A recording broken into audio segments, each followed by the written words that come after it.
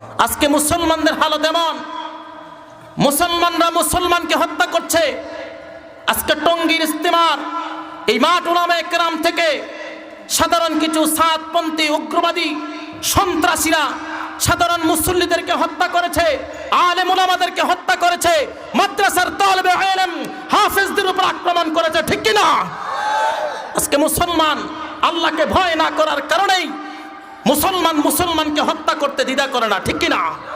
মুসলমানরা হত্যা করবে অমুসলিম যারা ইসলামের উপর কথা বলবে, ইসলামের বিরুদ্ধে কথা বলবে, নবীর বিরুদ্ধে কথা বলবে, আল্লাহর বিরুদ্ধে কথা বলবে, মুসলমান তাদের বিরুদ্ধে জেগে উঠবে, ঠিক কি না? কিন্তু আজ মুসলমানকে হত্যা করছে, কারণ হলো মুসলমানের ভিতরে এখন তাকওয়া নাই, ঠিক কি না? আল্লাহর ভয় নাই, কাকে হত্যা করা যায় কাকে যায় না এটা তারা জানে না। আজকে মুসলমান ভুলে গেছে যে কাকে হত্যা করতে হয়। وقال تعالى يا أيها الذين آمنوا صلوا عليه وسلموا تسليما اللهم صل على محمد সকলে পড়ি اللهم صل على محمد وعلى آل محمد كما صليت على إبراهيم وعلى آل إبراهيم إنك حميد مجيد اللهم بارك على محمد وعلى آل محمد كما باركت على إبراهيم وعلى آل إبراهيم إنك حميد مجيد الحمد لله মুআজ্জাজ মুকাররম সম্মানিত প্রিয় হাজিরিন, মুসলিম জনতা, পর্দার আড়ালে অবস্থানরত সম্মানিতা আমার মা ও বোনেরা, বিশ্ব মালিকের বিশ্ব দরবারে শুকরিয়ার কালিমা আদায় করছি যে বিশ্ব মালিক রব্বুল আলামিন আমাদেরকে এমন সুন্দর এক সুশীতল ছায়ার নিচে জান্নাতের টুকরা বাগানে ঐতিহাসিক 2 দিন ব্যাপী তাফসিরুল কোরআন মাহফিলে সর্বাগ্রে সবার আগে কোরআনুল কারীম থেকে আল্লাহ পাকের পক্ষ থেকে আমাদের কাছে আসা মেসেজগুলো শোনার মাকসাদে, নবী আলাইহিস সালামের পক্ষ থেকে আমাদের কাছে আসা বার্তাগুলো শোনার মাকসাদে, জান্নাতের পথে চলার উদ্দেশ্যে উলামায়ে কেরামের জবান থেকে জান্নাতের পথ পরিচয় পাওয়ার মাকসাদে আমাদেরকে এই জান্নাতের টুকরা বাগানে উপস্থিত হওয়ার তৌফিক এনায়েত করেছেন। এজন্য অন্তর স্থল থেকে কালিমাতুশ শুকুর আদায় করি। আমরা সকলে পড়ছি আলহামদুলিল্লাহ, আওয়াজ করে পড়ি আলহামদুলিল্লাহ। হয় নাই, মুমিনের আওয়াজে পড়ি আলহামদুলিল্লাহ। প্রশংসা হলো কার? সবসময় প্রশংসা হবে কার? আমরা যা পারি না পারে কে? আমরা যা দেখি না দেখেন কে? আমরা যা 2 কান দিয়ে শুনি না শোনেন কে? এজন্য প্রশংসা হবে কার? আমার সাথে সকলে পড়ি রব্বানা লাকাল হামদ হামদান কাসীরান তাইয়িবান মুবারাকান ফি ইয়া রাব্বি লাকাল হামদু কামা ইয়ানবাগি লিজালালি ওয়াজহিকা ওয়া আযীমি সুলতানিকা লাকাল হামদু বিল ঈমান লাকাল হামদু বিল ইসলাম লাকাল হামদু বিল কুরআন। আমরা প্রশংসা করলাম কার? সব সময় প্রশংসা হবে, আওয়াজ করে বলতে হবে কার? আল্লাহ বলেন, বান্দারে তোমরা যদি আমার প্রশংসার জন্য পৃথিবীর সৃষ্টির শুরু থেকে শেষ পর্যন্ত সেজদায় পড়ে সবাই প্রশংসা আদায় করতে আরম্ভ করে দাও বান্দারে, পৃথিবীর শুরু থেকে শেষ পর্যন্ত যত মাখলুক আমি জমিনে প্রেরণ করেছি সবাই যদি সেজদায় পড়ে কিয়ামত পর্যন্ত সেজদায় থেকে যায়, আর সবার হায়াত যদি আমি কিয়ামত পর্যন্ত বাড়িয়ে দিই, আর আমার এই বান্দারা, আমার এই মাখলুকগুলো আমার প্রশংসা করতে আরম্ভ করে দেয়, বান্দারে দুনিয়ার হায়াত শেষ হয়ে যাবে, বান্দারা সেজদায় পড়ে পড়ে আমার প্রশংসা করতে থাকবে, পৃথিবীর বয়স শেষ হয়ে যাবে, কিন্তু আমার প্রশংসা শেষ হবে। রব্বুল আলামিন বলেন, কুল লাউ কানাল বাহরু মিদাদান লিকালিমাতি রাব্বি লানাফিদাল বাহরু ক্বাবলা আন তানফাদা কালিমাতু রাব্বি ওয়ালাউ জি'না বিমিসলিহি মাদাদা। আল্লাহু আকবার। আল্লাহ বলেন, বান্দারে সিজদায় কেন? পৃথিবীর জমিনে আমি যত গাছপালা দুনিয়ার জমিনে সৃষ্টি করেছি, আফ্রিকার সেই জঙ্গলের সকল বৃক্ষ, সকল গাছগুলোকে যদি আমার প্রশংসা লেখার জন্য বান্দারা তোমরা কলম বানিয়ে দাও, আর পৃথিবীতে আমি যত সমুদ্র সৈকত নদীনালা খালবিল রেখেছি, এই সকল নদীনালা খালবিল সমুদ্র সৈকতের সকল পানিকে যদি লেখার জন্য কালি বানিয়ে দাও, আর ওই কলমগুলো দিয়ে যদি লিখতে শুরু করে দাও বান্দা, কলমগুলো ফুরিয়ে যাবে, জাফাল কলম, কলমের কালিও শেষ হয়ে যাবে, কিন্তু আমার প্রশংসা শেষ হবে না। সুবহানাল্লাহ। পৃথিবীর সকল কলম যদি লিখতে আরম্ভ করে দেয়, সমুদ্র সৈকতের সকল পানিকে যদি কালি বানিয়ে দেওয়া হয়, আল্লাহ বলেন কলম শেষ হয়ে যাবে, কালি শেষ হয়ে যাবে, বান্দারে আমার প্রশংসা লেখে শেষ করতে পারবা? যদি লিখতে শুরু করি কলম কালি হবে শেষ, যদি গাইতে শুরু করি হৃদয়ের সুর হবে শেষ, ফুরাবে না তোমার প্রশংসারে, তবু ফুরাবে না তোমার প্রশংসারে। ঠিক কিনা? আল্লাহর প্রশংসা শেষ করতে কেউ পারবে? দুইটা চোখ দিয়েছেন কে? দুইটা কান আমাদেরকে দিয়েছেন কে? এই যে মুখের ভিতরে একটা জিহ্বা আছে, লিসান, এই জিহ্বার মধ্যে যদি আপনি একটা টক দেন আর চোখ দুটাকে বন্ধ করে দেন, জিহ্বা কখনো বলবে যে এটা মিষ্টি? আওয়াজ করে বলতে হবে এটা সুইট। কখনো বলবে? এটা টক, টকই বলবে। ঠান্ডা পানি যদি আপনি এই জিহ্বার মধ্যে দিয়ে দেন, এই জিহ্বা কখনো হট, গরম পানি বলবে? এটা কোল্ড, কোল্ডই বলবে। ঠিকই না? ঠান্ডাকে ঠান্ডা বলবে, গরমকে গরম বলবে, টককে টক বলবে, মিষ্টিকে মিষ্টি বলবে। ঠিকই না? এই জিহ্বার ভিতরে কি আছে? কাল থেকে গবেষণা শুরু করবেন যে এই জিহ্বার ভিতরে কি আছে, কাটতে থাকবেন যে কি এমন মেশিন এই জিহ্বার ভিতরে ফিট করা আছে যে এটার সামনে, এটার মধ্যে যদি মিষ্টি রেখে দেওয়া হয় এটা টক বলে না, এটা যদি কুমিল্লার সেই ঐতিহাসিক রসমালাই হয় এটা বারেরার রসমালাই বলবে না, সাথে সাথে বলে দিবে এটা কুমিল্লার অরিজিনাল রসমালাই। ঠিক কিনা? এই জিহ্বার মধ্যে ক্ষমতা দিলেন কে?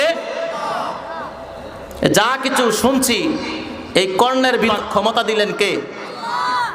এই যে ক্ষমতা দিলেন, এই কান আমাদের কথাগুলো শ্রবণ করছে, কিন্তু কানকে যদি আমরা কাটতে আরম্ভ করে দেই সেখানে আমরা খুঁজে কিছু পাবো?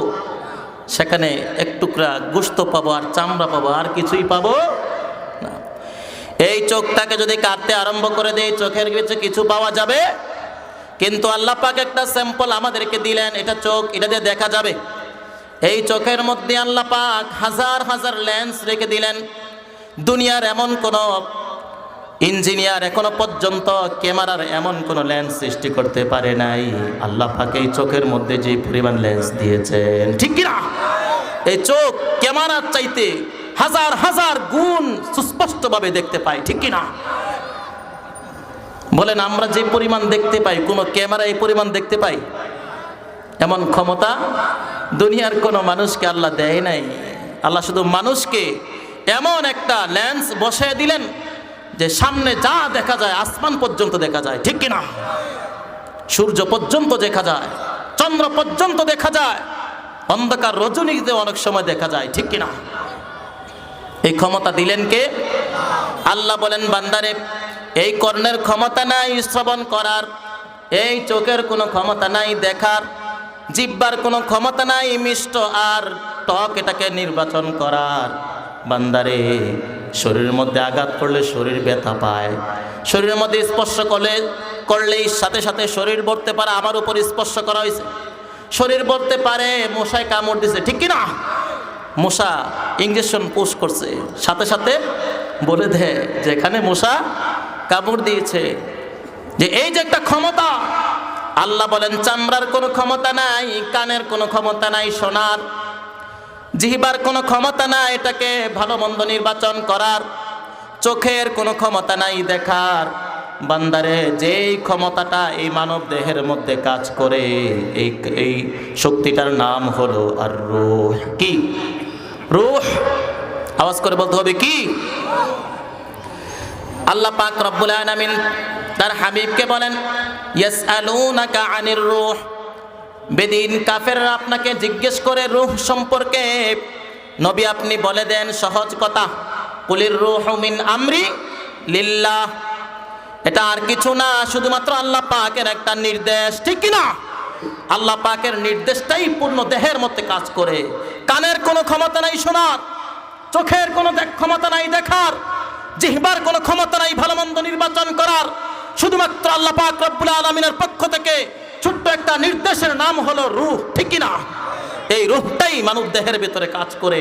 যখন আল্লাহ পাক এই রূহটাকে নিয়ে যাবেন, যে আমি এই নির্দেশটা একটা মানব দেহের ভিতরে দিয়েছি, আমার যখন মন চাইবে তখনই আমি মালাকুল মউতের মাধ্যমে এই রূহটাকে যখন নিয়ে যাব, এই মানব দেহের কোনো মূল্য আর জমিনে থাকবে না, ঠিক কিনা? এই মানব দেহ জমিনে থাকতে পারবে? তা মাটির নিচে কি করতে হবে? দাফন করে দিতে হয়। দুনিয়ার জমিনে আর রাখা যায় না। 60, 70, 80 বছর পর্যন্ত একটা মানব দেহ জমিনে চলাফেরা করছে, কিন্তু আল্লাহ পাকের এই নির্দেশটা নিয়ে যাওয়ার সাথে সাথে এই দেহটা ওয়াকেজু হয়ে যায়, ঠিক কিনা? এর কোনো মূল্য আর থাকে? যেই মানুষটাকে আহলান সাহলান জানানোর জন্য হাজারো মানুষ মোটর সাইকেলের বহর চলে যায়, সেই মানুষটাই যখন দুনিয়ার জমিন থেকে চলে যায়, ওই মানুষটার আর বিন্দু পরিমাণ কোনো মূল্য থাকে? আপনি যেমনিভাবে 3.5 হাত মাটির নিচে চলে যাবেন, ওই ব্যক্তিটাও তেমনিভাবে 3.5 হাত মাটির নিচে চলে যাবে, ঠিক কিনা? কেউ থাকতে পারবে? পারবে না। এজন্য আল্লাহ পাক রব্বুল আলামিনের প্রশংসা বেশি বেশি করার দরকার আছে না নাই? আল্লাহ শুধুমাত্র একটা নির্দেশ আমাদের ভেতরে রাখলেন, আর আমরা দুনিয়ার জমিনে চলাফেরা করছি। এজন্য যেই রব আমাদেরকে এই শক্তি দিলেন, সেই রবের প্রশংসা বেশি বেশি করার দরকার আছে না নাই? আল্লাহ বলেন শুধু তাই নয় বান্দা, প্রশংসা আদায় করবা, কিন্তু আমি আল্লাহকে ভয় করতে হবে, ঠিক কিনা? কোন বাবা যদি তার সন্তানকে নির্দেশ দেয়, সন্তান যদি এই কর্মটা সম্পাদন না করে, তাহলে এই সন্তানের ভিতরে বাবার কথা অমান্য করার ভয় আছে না নাই? আওয়াজ করে বলতে হবে, আছে না নাই? ওস্তাদ যদি ছাত্রকে বলে বাবা 1 গ্লাস পানি এনে দাও, আর এই ছাত্র যদি ওস্তাদের কথা অমান্য করে, ওস্তাদ তার প্রতি নারাজ হয়ে যায়, ঠিক কিনা? তার প্রতি রাগান্বিত হয়। নেতা তার কর্মীকে যদি বলে ওই কাজটা করো, কর্মী যদি ওই কাজটা না করে, নেতা তার উপর বেজার হয়ে যায়, ঠিক কিনা? আল্লাহ বলেন বান্দারে, দুনিয়ার জমিনে যদি নেতা কর্মীর উপর রাগান্বিত হয়ে যায়, তার কথা অমান্য করলে, বাবা তার সন্তানের উপর রাগান্বিত হয় যদি বাবার কথা অমান্য করে, ওস্তাদ তার ছাত্রের উপর রাগান্বিত হয়ে যায় যদি ওস্তাদের কথা ছাত্র অমান্য করে। তারা শুধুমাত্র একটু শিখিয়েছে, বাবার উপার্জন করে খাবার এনে দিয়েছে, মা সেবা করেছে, নেতা কর্মীকে কিছু উপঢৌকন দিয়েছে অথবা কিছু আর্থিক সাহায্য করেছে, সহযোগিতা করেছে, তাকে চলার একটু সাপোর্ট দিচ্ছে। এই কারণে যদি তারা তোমাদের উপর রাগান্বিত হয়ে যায়, বান্দারে যে আল্লাহ আমি তোমাদেরকে চোখ দিলাম, কান দিলাম, 60, 70, 80 বছরের জিন্দিগি দিয়ে পূর্ণ দেহটাকে জমিন আমি সুস্থ রাখলাম, তাজা রাখলাম, ওই রবের কথা যদি অমান্য করো আমি রব রাগান্বিত হই কি হই না? হয় কি হয় না? যদি দুনিয়ার কর্মীরা, দুনিয়ার ব্যক্তিরা রাগান্বিত হয়, আল্লাহ কি করে রাগান্বিত না হয়ে পারে? এজন্য ভয় করতে হবে কাকে? আল্লাহ বলেন ইয়া আইয়ুহাল্লাযীনা আমানুত্তাকুল্লাহা হাক্কা তুকাতিহ। আল্লাহ বলেন আমি আল্লাহকে সর্বোচ্চ ভয় করো। কতটুকু? সর্বোচ্চ ভয়। আল্লাহ বলেন তোমরা মুত্তাকি হও। মুত্তাকি না হয়ে, মুসলমান না হয়ে বান্দা তোমরা কবরে এসো না। কারণ তোমরা যদি মুত্তাকি না হও, মুসলমান না হও, আর যদি এই অবস্থায় তোমরা কবরে এসে যাও, কবর তোমাদেরকে জায়গা দিবে না। দুই পাটের মাঝি এমন ভাবে চাপ দিবে, এক হাত ডান পাজরের হাড় বাম পাজরের ভেতরে ঢুকে যাবে, ঠিক কি না? এই জন্য ভয় করতে হবে কাকে? আল্লাহ বলেন তোমরা যদি মুত্তাকি হতে চাও, তোমরা যদি মুত্তাকি হতে পারো, তাহলে আমি আল্লাহর কাছে তোমাদের মর্যাদা কম না বেশি? কি পরিমাণ মর্যাদা? আল্লাহ বলেন ইন্না আক্রামাকুম ইনদাল্লাহি আতকাকুম। তোমাদের মাঝে সবচাইতে বেশি মূল্যবান, সবচাইতে দামি ওই ব্যক্তিটা, যেই ব্যক্তিটাকে আমি আল্লাহকে ভয় করে। সুবহানাল্লাহ পড়ো।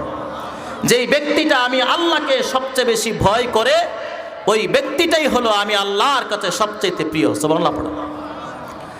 আল্লাহ বলেন বান্দারা যারা আমি আল্লাহকে ভয় করে, তাদের সাথে আমি আল্লাহ নিজেই রয়েছি। ইন্নাল্লাহা মা'আল্লাযীনা তাকাও ওয়াল্লাযীনা হুম মুহসিনুন।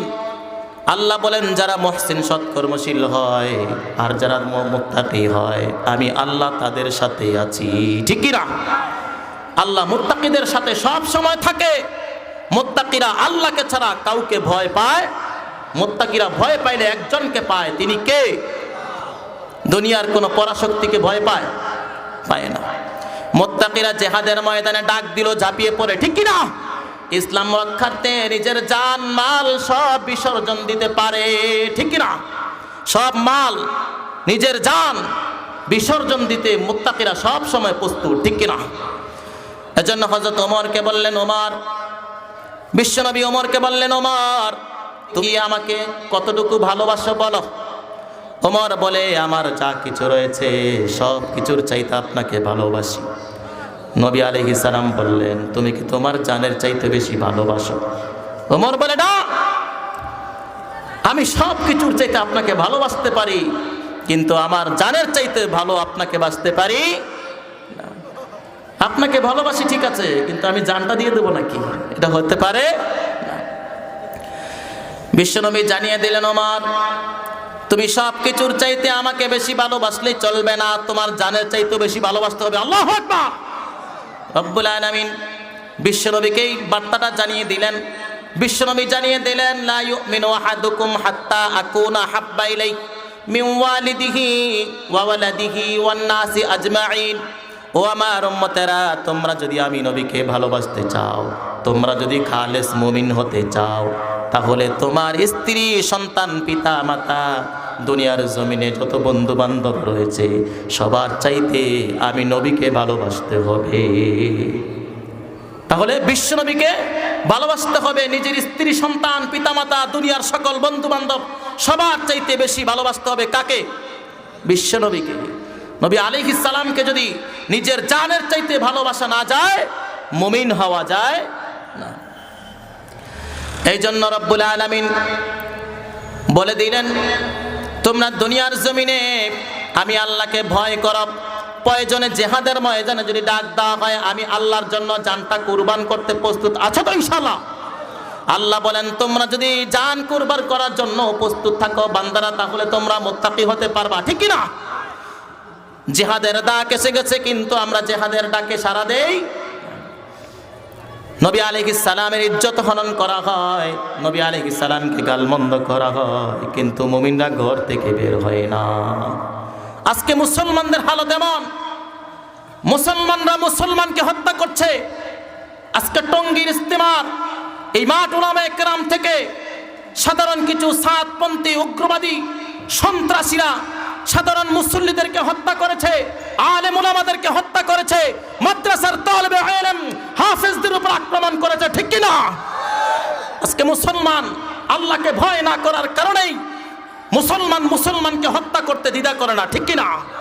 মুসলমানরা হত্যা করবে অমুসলিম যারা ইসলামের উপর কথা বলবে, ইসলামের বিরুদ্ধে কথা বলবে, নবীর বিরুদ্ধে কথা বলবে, আল্লাহর বিরুদ্ধে কথা বলবে, মুসলমান তাদের বিরুদ্ধে জেগে উঠবে, ঠিক কি না? কিন্তু আজ মুসলমানকে হত্যা করছে, কারণ হলো মুসলমানের ভিতরে এত তাকওয়া নাই, ঠিক কি না? আল্লাহর ভয় নাই, কাকে হত্যা করা যায় কাকে যায় না এটা তারা জানে না। আজকে মুসলমান ভুলে গেছে যে কাকে হত্যা করতে হয় আর কাদের সাথে সহমর্মিতা নিজের সুন্দর আচরণ প্রকাশ করতে হয়। আজ মুসলমান ভুলে গেছে, ঠিক কি না? আজ ভুলে যাওয়ার কারণেই আজ মুসলমানরা মুসলমানদের হাতে হত্যা হচ্ছে। হযরত ওসমানকে বলা হলো যে আপনাকে হত্যা করার জন্য একটা দল খারিজি রেডি হয়ে গেছে, আপনাকে শহীদ করে দেওয়া হবে। আপনি একটা পন্থা গ্রহণ করেন যে আপনি মক্কায় চলে যান অথবা আপনি তাদের বিরুদ্ধে যুদ্ধ ঘোষণা করেন। হযরত ওসমান বললেন, নবী আলাইহিস সালাম ভবিষ্যদ্বাণী করে দিয়েছেন যারা নাকি মদিনা থেকে মক্কায় আবার হিজরত করে ফিরে আসবে সে এই মক্কার জন্য অভিশাপ নিয়ে আসবে। দ্বিতীয়টা হলো কোন মুসলমান যদি একবার মুসলমানের উপর তরবারি উঠায় এই তরবারি কিয়ামত পর্যন্ত আর বন্ধ হবে না। হযরত ওসমান বললেন, আমি দুটোটার কোনোটাই গ্রহণ করব না, আমি শহীদ হয়ে যাব, তারপর কোন মুসলমানের উপর হাত তুলব, তরবারি উঠানো যায় না। কিন্তু আজ মুসলমান ভুলে গিয়েছে কাদের উপর তরবারি উঠানো যায় আর কাদের উপর উঠানো যায় না, ঠিক কি না? আল্লাহ বলেন হাশরের ময়দানে তিন শ্রেণীর ব্যক্তিকে আমি দ্বিগুণ শাস্তির সম্মুখীন করব। এক নাম্বার হলো ওয়াল্লাযীনা লা ইয়াদউনা মাআল্লাহ ইলাহান আখার, আল্লাহকে বাদ দিয়ে অন্য কারো ইবাদত করা, আল্লাহর সাথে শিরিক করা, মাজারে গিয়ে বলা আমাকে সন্তান দাও, আমাকে ধনসম্পদ দাও, মাজারে গিয়ে সেজদা করা। আল্লাহ বলেন আমাকে বাদ দিয়ে যারা অন্য ইলাহ গ্রহণ করবে এদের শাস্তি হাশরের ময়দানে কয় গুণ? দ্বিগুণ। কয় গুণ? আওয়াজ করে বলতে হবে, কয় গুণ? হাশরের ময়দানে তাদের শাস্তি আমি আল্লাহ দ্বিগুণ করে দেব। দুই নাম্বার হলো ওয়ালা ইয়াকতুলুনান নাফসাল্লাতী হারামাল্লাহু ইল্লা বিল হক, অন্যায়ভাবে কোনো মুসলমান যদি কোনো মুসলমানকে হত্যা করে ফেলে আমি আল্লাহ তাদেরকে হাশরের ময়দানে দ্বিগুণ শাস্তির সম্মুখীন করব। কোনো মুসলমানকে অন্যায়ভাবে হত্যা করেছে, ইজতিমার ময়দানে যারা ইজতিমার জন্য প্রস্তুতি নিচ্ছিল তাবু টানানোর কাজে, আমরাও অনেক কাজ ইজতিমার জন্য করেছি, তাবু টানিয়েছি, বাস গেড়েছি। ইজতিমায় আগমনকারী শ্রোতাদের জন্য, মুসল্লিদের জন্য আমরা ব্যবস্থাপনা করেছি। গতকাল রাত ৩টা বাজে সাতপন্থীরা এসে এই মুসল্লিদের উপর কর্মরত দায়িত্বশীল ব্যক্তিদের উপর আক্রমণ করেছে অতর্কিতভাবে, নাউজুবিল্লাহ পড়েন। অনেককে শহীদ করেছে, শতাধিক মানুষ, শত শত মুসল্লি তারা জখম হয়েছে, অনেকে মৃত্যুর ধান প্রান্ত পর্যন্ত পৌঁছে আছে, হসপিটালে ভর্তি আছে। কোনো মুসলমানকে হত্যা করতে পারে না, ঠিক কি না? অন্যায়ভাবে যদি কাউকে হত্যা করে আল্লাহ বলেন তাদের শাস্তি হাশরের ময়দানে কয় গুণ? আওয়াজ করে বলতে হবে, কয় গুণ? আল্লাহ বলেন তাদের শাস্তি হাশরের ময়দানে দ্বিগুণ করে দেওয়া হবে। তিন নাম্বার হলো ওয়ালা ইয়াজনুন, দুনিয়ার জমিনে আমার বান্দারা তোমরা কখনো জিনা করো না। কি করো না? জিনা যারা করবে ইউতাআফ লাহুল আযাবু ইয়াউমাল কিয়ামা ওয়া ইয়াখলুদ ফীহি মুহানা। আল্লাহ বলেন এই তিনটা কাজ যারা করবে হাশরের ময়দানে আমি আল্লাহ তাদেরকে দ্বিগুণ শাস্তির সম্মুখীন করব, ঠিক না? দ্বিগুণ শাস্তির সম্মুখীন করা হবে। ওয়া ইয়াখলুদ ফীহি মুহানা, শুধু তাই নয় আমি আল্লাহ তাদেরকে জাহান্নামে হীন অবস্থায় রেখে দেব, নাউজুবিল্লাহ পড়েন। এই তিন গুণ কখনো করা যাবে? এই তিন কাজ থেকে আমরা মুসলমানরা বিরত থাকব, যদিও জান কুরবান করতে হয়, ঠিক কি না? মুসলমান কখনো আল্লাহকে বাদ দিয়ে অন্য কাউকে ইলাহ হিসাবে গ্রহণ করতে পারে? মুসলমানরা কখনো সন্তান আল্লাহকে ছাড়া কোনো মাজারে, কোনো বাজারে, কোনো পীরের কাছে গিয়ে চাইতে পারে না। মুসলমানরা অন্যায়ভাবে কোনো মুসলমানকে হত্যা করতে পারবে জেনা ব্যভিচারে লিপ্ত হতে পারবে না। এই তিন কাজ কোনো মুসলমান সে করতে পারে না, কোনো মুত্তাকি করতে পারে, কারণ তার ভেতরে ভয় আছে কার? আল্লাহ। যার ভেতরে আল্লাহর ভয় আছে সে কখনো আল্লাহকে বাদ দিয়ে অন্য কারো ইলাহ হিসেবে গ্রহণ করতে পারে না। যার ভেতরে আল্লাহর ভয় আছে তারা কখনো অন্যায়ভাবে কোনো মুসলমানকে হত্যা করতে পারে না। যার ভেতরে আল্লাহর ভয় আছে, তাকওয়া আছে, সে কখনো জিনা ব্যভিচারে লিপ্ত হতে পারে। আল্লাহ আমাদেরকে হেফাজত করুন, বলুন আমিন। আল্লাহ বলেন তোমরা মুত্তাকি হও, ইন্নাল্লাহা মাআল্লাযীনা তাকাউ ওয়াল্লাযীনা হুম মুহসিনুন। ও দুনিয়াবাসী, আমার বান্দারা তোমরা জানে নাও আমি যেই শ্রেণীর ব্যক্তিদের সাথে সব সময় থাকি তারা হলো মুত্তাকি এবং নেক কর্মশীল, সৎ কর্মশীল। আর মুত্তাকি যারা হবে তাদের সাথে সব সময় থাকেন কে? যদি আল্লাহ আমাদের সাথে থাকে, দুনিয়ার কাউকে ভয় করার কোনো প্রয়োজন আছে? রাশিয়াকে ভয় পাই আমরা, চীন, জাপান, ইসরায়েল, আমরা কাউকে ভয় পাই একজনকে, তিনি কে? আল্লাহ। যাদের হৃদয়ে আছে আল্লাহর ভয় তারা কভু পথ ভুলে যায় না। আল্লাহর প্রেম ছাড়া এই দুনিয়ায় কারো কাছে কোনো কিছু চায় না, ঠিক কিনা? তারা কিছু চাওয়ার প্রয়োজন মনে করে চায় কার কাছে? কোনো পীরের কাছে, কোনো মাজারে, কোনো বাজারে, কোথাও চায় না, চায় একমাত্র একজনের কাছে, তিনি কে? আল্লাহ। আল্লাহ বলেন আমার ক্রোধকে ভয় করো। যারা আমি আল্লাহকে ভয় করে তার সাথে আমি সব সময় থাকি। বনী ইসরাইলের দুই যুবক জিহাদের ময়দানে প্রস্তুত হয়েছে, ঘোড়ায় সওয়ার হয়ে জিহাদের ময়দানে রওনা হয়েছে। প্রতিমধ্যে খ্রিস্টান বাদশার অঞ্চল ত্যাগ করে যেতে হয়। যখন দুই যুবক খ্রিস্টান বাদশার অঞ্চলে পৌঁছে গেল, ওই খ্রিস্টান বাদশা তার প্রজাদেরকে দিয়ে, বাহিনীকে দিয়ে তারা দুইজনকে ধরলো আর বলল তোমরা কোথায় যাচ্ছ? বলে জিহাদের ময়দানে মুসলমানদের সাথে অংশগ্রহণ করার জন্য, কাফেরদের বিরুদ্ধে যুদ্ধ করার জন্য যাচ্ছি। বাদশা বলে সাহস তো কম নয়, আমার এলাকা দিয়ে গিয়ে আমার বাহিনীর বিরুদ্ধে যুদ্ধ করবা, এত সাহস কোত্থেকে হয়? তারা কি জবাব দিয়েছে? আমাদের সাহস একমাত্র আল্লাহর কাছ থেকে আসে, ঠিক কি না? তোমাদের কি আমাকে ভয় হয় না? তুমি কে ভয় করার মতো? একমাত্র ভয় পায় মুমিনরা কাকে? আল্লাহকে। তোমাদের তো সাহস কম নয় যে আমার অঞ্চল দিয়ে গিয়ে আমার বিরুদ্ধে যুদ্ধ করবে, জিহাদ করার জন্য তুমি যাচ্ছ। আমি তোমাদেরকে একটা সুযোগ দেব, তোমরা ইসলাম ত্যাগ করো। কি ত্যাগ করো? যদি ইসলাম ত্যাগ করে এখান থেকে ফিরে যাও তাহলে তোমাদেরকে বাঁচতে দেব, আর যদি গোলামি করো তাহলে তোমাদেরকে দুনিয়ার জমিন থেকে শহীদ করে দেওয়া হবে। শহীদ করে দেওয়া হবে, দুনিয়ার জমিন থেকে তোমাদেরকে বিতাড়িত করা হবে। মৃত্যু তোমাদের জন্য অনিবার্য। তারা বলবে মৃত্যুর জন্যই তো আসছি। কারণ যারা জিহাদের ময়দানে যায় বাঁচার জন্য যায় নাকি শহীদ হওয়ার জন্য যায়? তারা নিশ্চিন্ত হয়ে যায় জিহাদের ময়দানে গেলাম মানে নিজের জান আর কখনো ফিরে পাওয়া যাবে? জিহাদের ময়দানে যাওয়া মানে শহীদ হয়ে যাওয়া। যদি নসিবে আল্লাহ পাক গাজী হওয়ার তৌফিক দেয় তাহলে গাজী হব, অন্যথায় শাহাদাত ছাড়া আর কিছুই মিলবে। শাহাদাত মিলবে। শাহাদাতের সিদ্ধান্ত নিয়েই তো ঘর থেকে বের হয়েছি। ইসলাম কখনো ছাড়তে পারবো?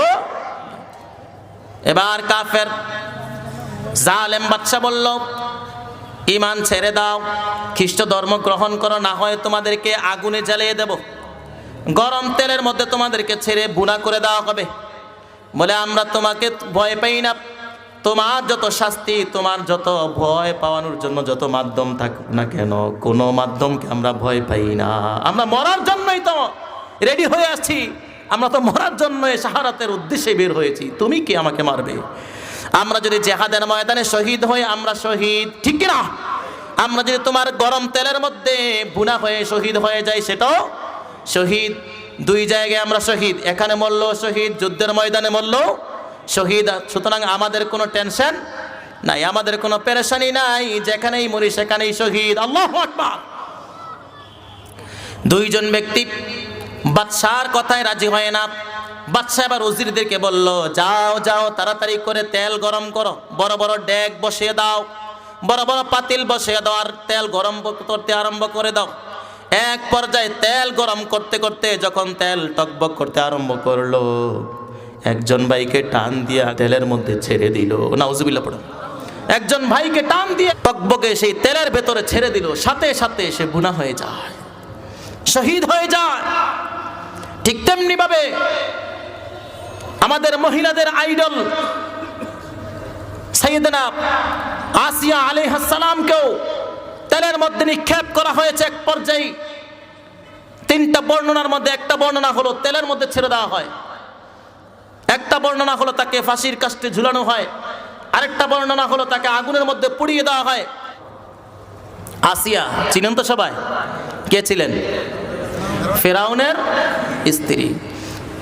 দেখেন আল্লাহ পাক রব্বুল আলামিন, যেই ব্যক্তি নিজেকে খোদা দাবি করেছে, নিজেকে খোদা হিসাবে স্বীকৃতি দিয়েছে, মানুষের বিশ্বাস নিজের উপর আনতে চেয়েছিল, সেই ফেরাউনের গড়েই আল্লাহ পাক আসিয়াকে হেদায়েত দিয়েছেন। সুবহানাল্লাহ পড়া। ইন্নাকা লা তাহদি মান আহবাবতা ওয়ালাকিন্নাল্লাহা ইয়াহদি মান ইয়াশা। নবী আলাইহিস সালামকে বললেন, আপনি যাকে ভালোবাসেন তাকেই হেদায়েত দেওয়া হবে, তা না, আমি আল্লাহ পাক যাকে হেদায়েতের জন্য নির্বাচন করব সেই হেদায়েত প্রাপ্ত হবে। ঠিক কি না? আপনার ক্ষমতা নাই কাউকে হেদায়েত দেওয়ার। এজন্য সাতপন্থীরা তাদের বিশ্বাসের মধ্যে একটা হলো যে মানুষ হেদায়েত দিতে পারে। নাউজুবিল্লাহ পড়েন। হেদায়েত দেওয়ার মালিক কে? আল্লাহ। দেখেন আল্লাহ পাক রব্বুল আলামিন এই যে মাঠের মধ্যে সবারকে কিন্তু হেদায়েতের জন্য আনেন নাই। এই বাররাবাসীর জন্য বড় একটা সৌভাগ্য যে আজকে এমন এমন ব্যক্তিরা এই ময়দানে আগমন করছে, যেই ব্যক্তিদের পদচরণ, যেই ব্যক্তিদের পায়ের ধুলা এই বাররাবাসীদের জন্য একটা কল্যাণ এবং রহমত হিসেবে আসে। ঠিক কিনা? সাখাওয়াত হোসেন রাজি, তারপর আসছেন জুনায়েদ আল হাবিবি দামাত বারাকাতুহুম। পুরো বিশ্বের মাঝে যারা সুপরিচিত এবং বিজ্ঞ আলেম, আমাদের জন্য রাহবার পথ প্রদর্শক, ইনারা আজকের এই ময়দানে আসছেন। আলহামদুলিল্লাহ পড়েন। আমরা সবাই ইনশাল্লাহ আশেপাশে যারা আছি অল্প সময়ের মধ্যে এসে মাঠটাকে পূর্ণ করে নেব। ইজতিমার ময়দানে কি ঘটেছে সেই বিষয়ে রাষ্ট্রের উপদেষ্টা মণ্ডলীর সাথে কি আলোচনা হয়েছে সেগুলো আপনাদের সামনে সেই মেসেজগুলো পরিবেশন করবেন এবং আপনাদের কাছে ড্রপ করে দিবেন, আপনারা সেগুলো শুনবেন। এই অপেক্ষায় থাকবো তো ইনশাআল্লাহ। তাদের কাছ থেকে আমরা জান্নাতে কিভাবে যাওয়া যায় আমরা সেই বিষয়ে আলোকপাত করছি না, ওনারা আমাদেরকে সঠিক পথ বাতিয়ে দিবেন, আমরা সেভাবে ইনশাআল্লাহ সামনে অগ্রসর হব। পারবো তো ইনশাআল্লাহ? এবং এই ওলামায়ে কেরামদেরকে মর্যাদা দেওয়া, সম্মান দেওয়ার জন্য আমরা মাঠে এসে উপস্থিত হয়ে যাবো। আল্লাহ তৌফিক দাও, বলো আমিন। তো বলতেছিলাম আল্লাহর ভয় থাকা, হেদায়েত যাকে তাকে দেয় নাই। এই বাররাতে অসংখ্য মানুষ, অসংখ্য মুসলিম ভাই আছে, ঘরে বসে ওয়াজ শোনা আর এই মজলিসে এসে ওয়াজ শোনা এক নয়। যারা ঘরে বসে ওয়াজ শুনছি সেখানে শয়তানের ধোঁকা আছে না নাই? বলে একটু ওয়াজ শুনে লাভ কি, একটু মোবাইলটা টিপো না, একটু টিকটক দেখো। আজকে এই মোবাইল মুসলমানদের ইমানকে ধ্বংস করে দিয়েছে। ঠিক কিনা? মুসলমানদের ইমানকে ধ্বংস করে দেওয়ার জন্য এক নাম্বার কারণ হয়ে দাঁড়াইছে মোবাইল। জাওয়াল, ওয়াইলুন শব্দ থেকে জাওয়াল, ওয়াইলুল লিকুল্লি হুমাজাতিল লুমাজা, ওয়াইলুন যেমনি ভাবে ধ্বংসের আবাস আল্লাহ পাক দিচ্ছেন, ঠিক তেমনি ভাবে এই মোবাইল জাওয়াল শব্দ দিয়ে মুসলমান জাতিকে, পূর্ণ মুসলিম জাতিকে, শুধু তাই নয় মুসলিম জাতি নয়, পূর্ণ মানব জাতিকে ধ্বংসের দিকে নিয়ে যাচ্ছে। ঠিক কিনা? এজন্য শয়তান ধোঁকা দিবে একা একা ওয়াজ শুনলে। একটু মোবাইল দেখো না, এত ওয়াজ শুনে কি হবে? এই ওয়াজ তো মোবাইলে এখন পাওয়া যায়। ঠিক কিনা? জুনায়েদ আল হাবিবি সাহেবের মাহফিলে যে লাভ কি, তার ওয়াজ তো এখন মোবাইলে পাওয়া যায়, আছে না নাই? এমন গোমরাহ ব্যক্তিদের জন্য এটা দুর্ভোগ যে তারা এই ময়দানে আসে না।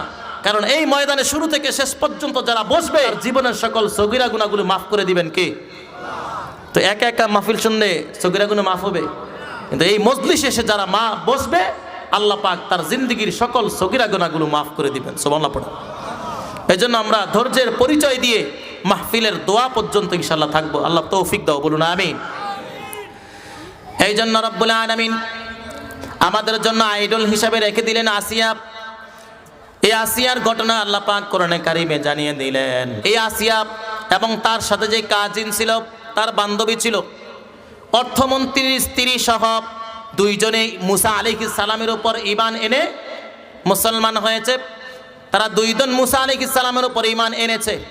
যখন ফেরাউন জানলো এই দুই ব্যক্তি মুসার প্রতি, যেই মুসাকে হত্যা করার জন্য বনী ইসরায়েলের লক্ষ লক্ষ কোটি কোটি শিশুকেই হত্যা করা হয়েছে, ঠিক কি না? লক্ষ লক্ষ কোটি কোটি সেই শিশুকে হত্যা করা হয়েছে শুধুমাত্র একে মুসা আলাইহিস সালামকে মারার জন্য। পারছে? আল্লাহর কত ক্ষমতা, আল্লাহর কি পরিমাণ শক্তি, যেই মুসা আলাইহিস সালামকে হত্যার জন্য ফেরাউন লক্ষ লক্ষ কোটি কোটি বনী ইসরায়েলের শিশুকে হত্যা করেছে। সেই মুসা আলাইহিস সালামকেই ফেরাউনের ঘরে আল্লাহ পাক ছোট থেকে বড় পর্যন্ত লালিত পালিত করে আল্লাহ পাক বড় করেছেন, ঠিক কি না? খেলাটা কেমন? যেই ফেরাউন মুসা আলাইহিস সালামকে মারার জন্য লক্ষ লক্ষ শিশুকে হত্যা করেছে, সেই ঘরেই আল্লাহ পাক মুসা আলাইহিস সালামকে বড় করলেন। সুবহানাল্লাহ পড়ে। এই মুসা আলাইহিস সালামের উপর ঈমান এনেছে আসিয়া এবং তার সাথে থাকা তার বান্ধবী। যখন জানতে পারলো দুইজন মুসলমান হয়ে গেছে, কারণ সব নবীরা ইসলামের উপর ছিল, ঠিক কিনা? আমরা অনেকে চিন্তা করতে পারি মুসা আলাইহিস সালাম কি ইসলামের উপর ছিল? ইব্রাহিম আলাইহিস সালাম কি ইসলামের উপর ছিল? নূহ আলাইহিস সালাম কি ইসলামের উপর ছিল? দুনিয়ার জমিনে যত নবী আল্লাহ পাক জমিনে পাঠাইছেন সব নবীরাই ছিল ইসলামের উপর। সুবহানাল্লাহ পড়েন। মা কানা ইব্রাহিম ইয়াহুদিয়্যা ওয়ালা নাসরানিয়্যা ওয়ালাকিন কানা হানিফাম মুসলিমা ওয়া মা কানা মিনাল মুশরিকিন। আমার ইব্রাহিম ইহুদি ছিল না, নাসারা ছিল না, তিনি ছিলেন একনিষ্ঠ মুসলিম। সুবহানাল্লাহ পড়েন। ওয়া মা কানা মিনাল মুশরিকিন, এবং মুশরিকদের অন্তর্ভুক্ত ছিল না। প্রশ্ন হতে পারে আল্লাহ পাক ওয়া মা কানা মিনাল মুশরিকিন কেন বললেন? কারণ ইব্রাহিম আলাইহিস সালামের বাবা আজর নিজেই মূর্তি বানাতো এবং নিজেই মূর্তি বানায়া নিজেই পূজা করত। অনেকের প্রশ্ন হতে পারে যে বাবা যদি মূর্তি পূজক হয় সন্তান কি করে মুসলিম হয়? এজন্য আল্লাহ পাক বললেন ওয়া মা কানা মিনাল মুশরিকিন, সে মুশরিকদের অন্তর্ভুক্ত ছিল না। আল্লাহ বলেন আসলিম, ইব্রাহিম আলাইহিস সালাম বললেন আসলামতু লিরাব্বিল আলামিন। ইব্রাহিম তুমি মুসলমান হও।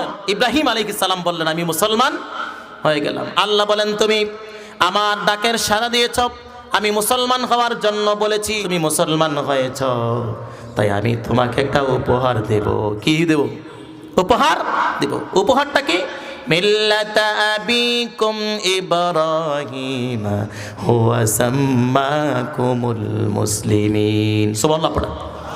মিল্লাতের পিতা বানিয়ে দিলাম, মুসলিম জাতির পিতা তোমাকে আমি বানালাম। তুমি মুসলিম জাতির পিতা, পিতা হিসাবে তুমি তোমার এই সন্তানদের জন্য একটা উপহার দাও। হুয়া সাম্মাকুমুল মুসলিমিন, বাবা হিসাবে আমাদের নাম তিনি মুসলিম রেখেছেন। সুবহানাল্লাহ পড়ো। তিনি আমাদের বাবা, বাবা হিসাবে আমাদের নাম তিনি কি রাখলেন? মুসলিম। তিনি যদি মুসলিম না হতেন তাহলে আমাদের নাম তিনি মুসলমান রাখতেন। মিল্লাতের পিতা হলেন। শুরুতেই নয়, ইউসুফ আলাইহিস সালাম তিনি তার দোয়ায় সব সময় বলতেন তাওয়াফানি মুসলিমা ওয়া আলহিকনি বিস সালিহিন, আমাকে আপনি মুসলমান বানাই মৃত্যু দিয়েন, মুসলমান না বানায়া মৃত্যু দিয়েন না, আমার মৃত্যু যেন মুসলমান হিসাবে হয়। ওয়া আলহিকনি বিস সালিহিন, সৎকর্মশীলদের অন্তর্ভুক্ত করে দেন। সুবহানাল্লাহ পড়েন। সব নবীরাই দোয়া করেছে ইসলামের উপর থাকার জন্য। সব নবীরা মুসলিম ছিলেন, আমরাও মুসলিম। এখানে কেউ অমুসলিম আছি? সবাই মুসলিম। এই মজলিসগুলো শুধুমাত্র মুসলিমদের জন্য না, অমুসলিমদের জন্য, ঠিক কি না?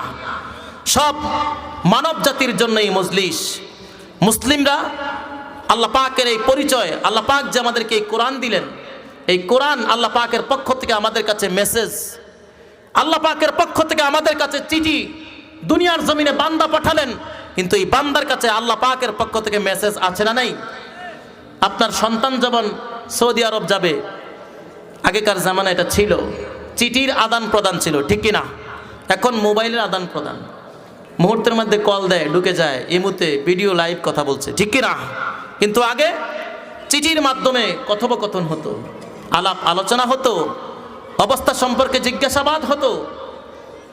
সন্তান শুধু বিদেশে পাঠিয়ে দিয়ে বাবা বসে থাকে নাই, সন্তানের কাছে বাবা সব সময় চিঠি পাঠায়, বাবা ভালোভাবে চলো, কারোর সাথে দ্বন্দ্ব লিপ্ত হয় না, মারামারি করো না, কাটাকাটি করো না, জেদ দেখাও না, ঠিক কি না?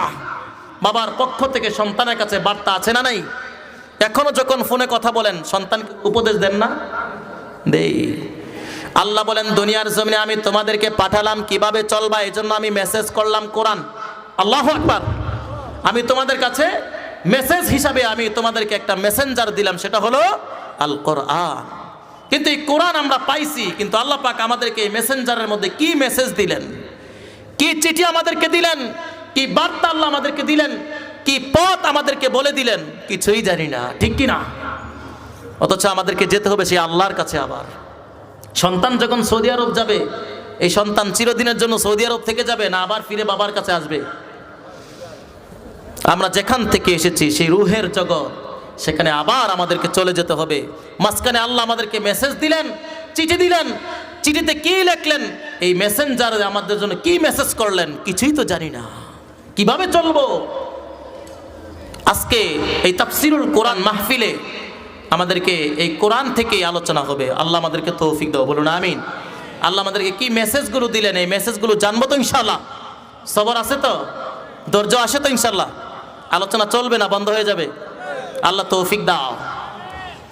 এই তাফসিরুল কোরআন মাহফিল এটা অত্যন্ত বড় একটা রহমত। সব জায়গায় তাফসিরুল কোরআন মাহফিল হয় না, কেন? কোরআন থেকে আলোচনা হবে। আল্লাহ আমাদেরকে তৌফিক দাও। এই মেসেজগুলো আমরা শুনবো। যেখানে তাফসিরুল কোরআন মাহফিল হবে সেখানে পিপিলিকার মতো আমরা একত্রিত হয়ে যাব। আল্লাহ তৌফিক দাও। কিন্তু আসিয়া তিনি মুসা আলাইহিস সালামের উপর ঈমান এনে মুসলমান হলেন। এবার ফেরাউন দুইজনকে ডাকলেন, ডাকার পরে বললেন তোমরা কি আসলে ঈমান আনছো মুসার উপর? বলে হ্যাঁ। কোনো ভয়? মুসলমানরা ভয় পায় একজনকে, তিনি কে? আসিয়া বলে আমরা ঈমান এনেছি মুসার উপরে, তোমার উপরে নয়, তোমাকে আমি কিছুই মনে করি না। ফেরাউনের রাগ আছে না নাই? মাথার ভিতরে রক্ত উঠে গেছে। কি কয় যে আমার ঘরের ভিতরে আমার স্ত্রী নাকি আমাকে খোদা মানে না, আমাকে রব মানে না, আমাকে খোদা মানে না, আমার স্ত্রী আমাকে মানে না। এর চাইতে লজ্জা আর হতে পারে? খেপে গেলেন। আর ওই মহিলাটাকে বললেন তোমার কয়জন সন্তান? এক বর্ণনায় 3 জন, আরেক বর্ণনায় 7 জন, আরেক বর্ণনায় 11 জন। ওই মহিলাটা ওই মুহূর্তে ছিল, যেই মুহূর্তে ফেরাউন জিজ্ঞাসাবাদ করছে, ওই মুহূর্তে ওই মহিলার কোলের মধ্যে একটা দুধের বাচ্চা আছে, একটা দুধের বাচ্চা তার কোলে। ঠিক ওই মুহূর্তে জিজ্ঞাসাবাদ করছে, তখন বলে আমি মুসার উপর ঈমান এনেছি, এক আল্লাহর প্রতি ঈমান এনেছি, তোমাকে কখনো খোদা হিসাবে মানতে পারি না। ফেরাউন বলে মুসার উপর যে ঈমান এনেছো এটা ছেড়ে দাও, আমাকে খোদা হিসাবে মেনে নাও। দুইজনে এক বাক্যে বলল যদি মৃত্যু হয় তোমাকে খোদা হিসাবে মানতে পারি। যেই মুসাকে নবী হিসাবে মেনে নিয়েছি, যেই আল্লাহকে এক রব হিসাবে মেনে নিয়েছি, ওই আল্লাহই আমার আল্লাহ, ওই মুসাই হলো আমাদের পথ প্রদর্শক নবী, ঠিক না?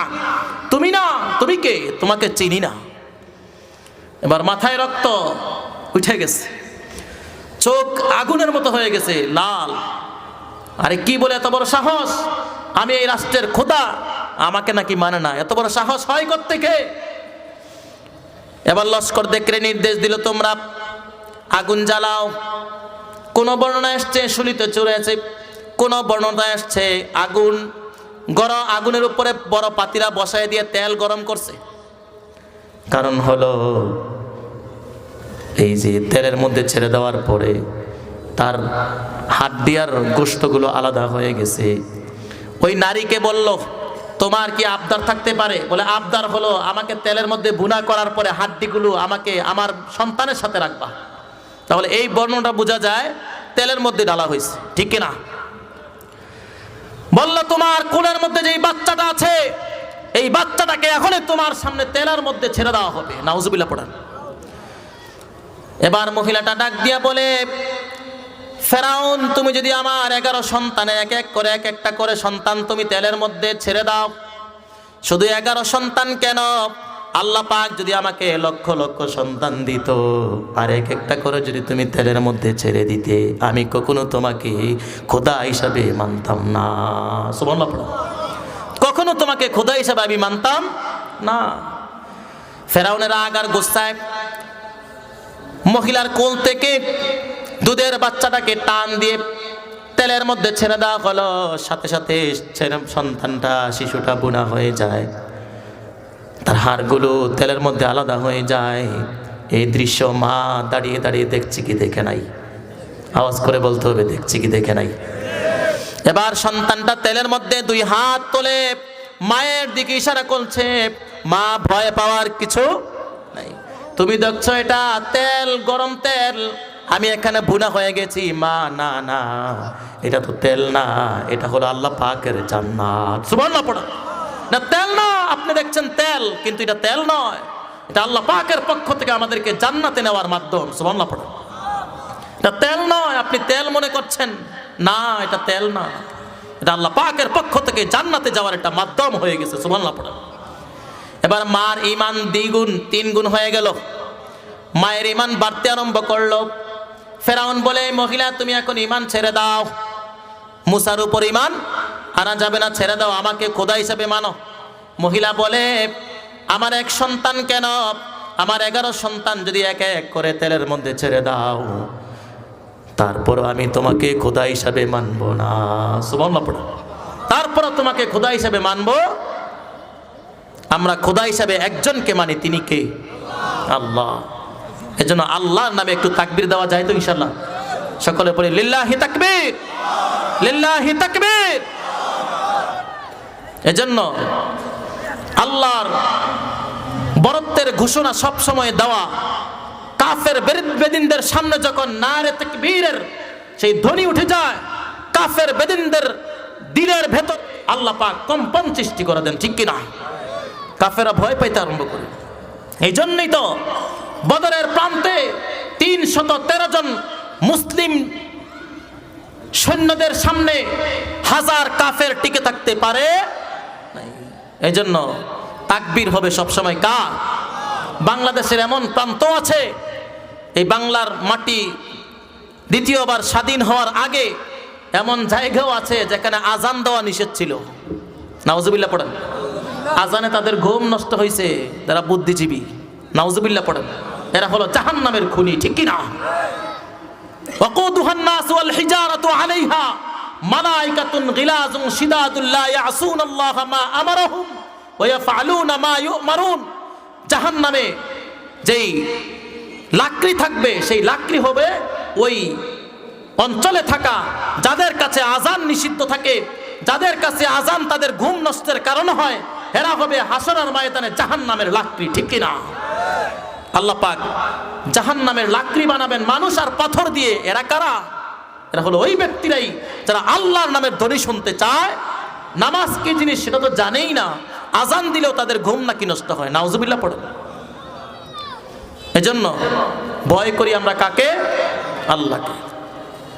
এবার মহিলাটা বলতে লাগলো, আমি তোমাকে ভয় পাই না, দুনিয়ার কাউকে আমি ভয় পাই না, আমার সকল সন্তানকে যদি আগুনের মধ্যে তেলের মধ্যে ঢেলে দাও, তারপর আমি তোমাকে খোদা মানতে পারি না। এবার ফেরাউন রেগে মেগে এই মহিলাটাকেও টান দিয়ে আগুনের মধ্যে ফেলে দেয়। নাউজুবিল্লাহ পড়েন। এই মহিলাটাও তেলের মধ্যে বুনা হয়ে যায়।